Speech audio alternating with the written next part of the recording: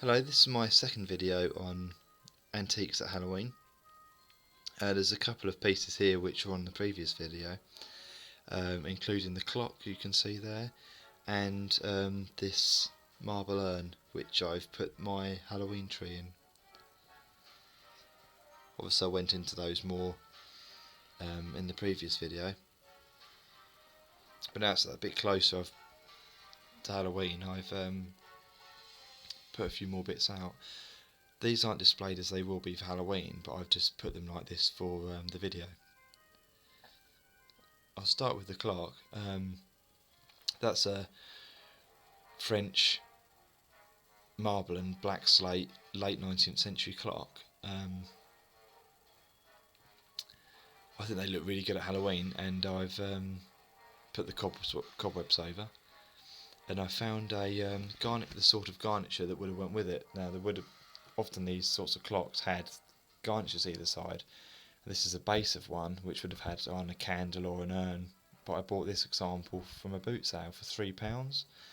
But I think it goes really well with the clock there.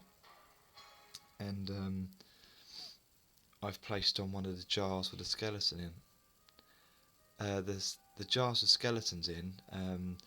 This one on the base is just a coffee jar with reindeer moss in and just a plastic skeleton and a few other little bones and pieces where I've cut them up. I got that idea off of some other people's YouTube videos for Halloween. This small one, this dome, that actually is antique.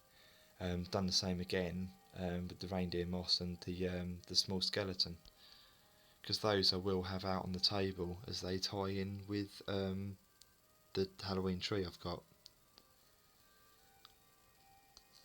And the little bust I've got, that's not antique, but it's just got that whole haunted mansion look and feel about it.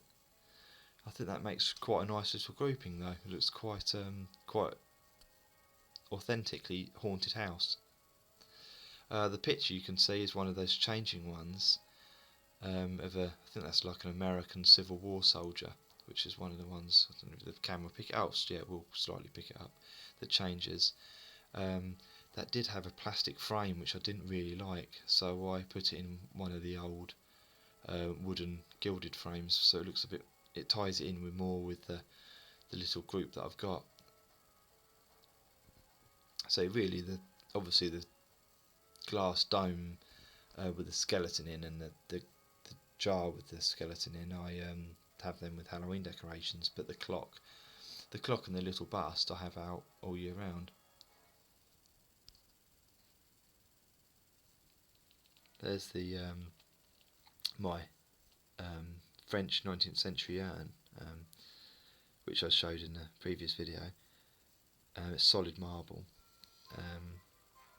I know you can buy the like the resin ones, but I think having that with the real age on it looks really authentic again.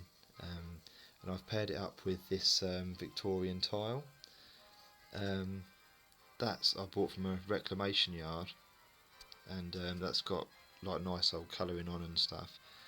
And I think it gives the whole sort of cemetery feel.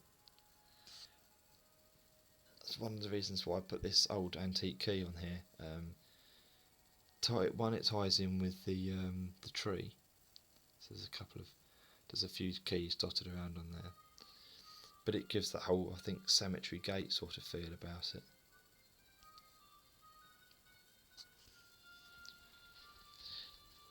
The claret jug I have there, I showed that in my previous video, filled with cranberry juice, so it's red and looks quite good.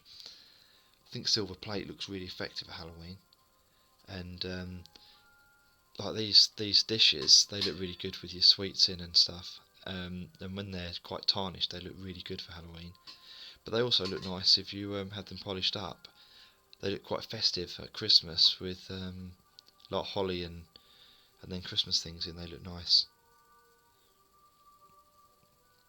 Right, of course, the candelabra. I haven't got any candles in that. What I usually do for Halloween is I cover it with the cobwebs, like I have for the clock. was meant to for the video actually, but yeah, cover the candelabra in the cobwebs and then put in like some black or red candles, probably black with this, how I've got the table set, and that looks really authentic at Halloween, and it's something that you can also have out the rest of the year.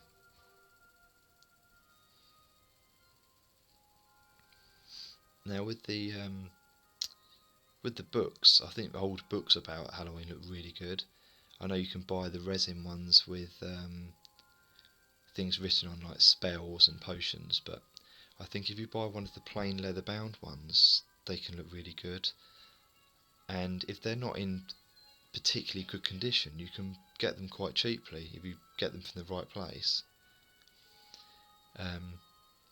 This example is actually 18th century, so it is genuinely over 200 years old. On top of the book, I've placed not crocodile, alligator's head. I know taxidermy is not everyone's thing, but I think it looks really spooky if you have, particularly like a taxidermy of a predator or any sort of reptile. Looks really good at Halloween. And that's a feather of a crow that my daughter found in the woods. So I thought that I paired that with it. It looks quite good.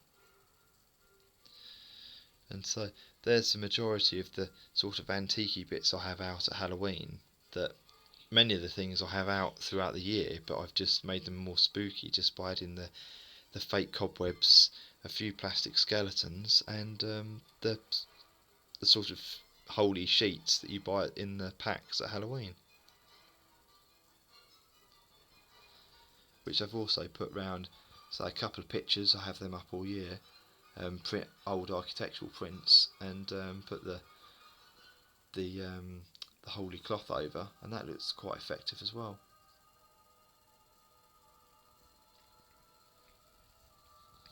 The last thing I'll mention is actually not to do with antiques actually, so I'm slightly digressing, but on one of the videos some of the videos I've seen about the wreaths, I wanted a wreath for the front door, and so I looked on YouTube and I found some people had got a just one of the wicker wreaths, and they'd put plastic snakes in and then sprayed it black, and I think they're really effective. I think they're much nicer than the shop bought ones, and I've just altered it by putting on one of the skeleton spiders, and then I've just put a thick black ribbon on.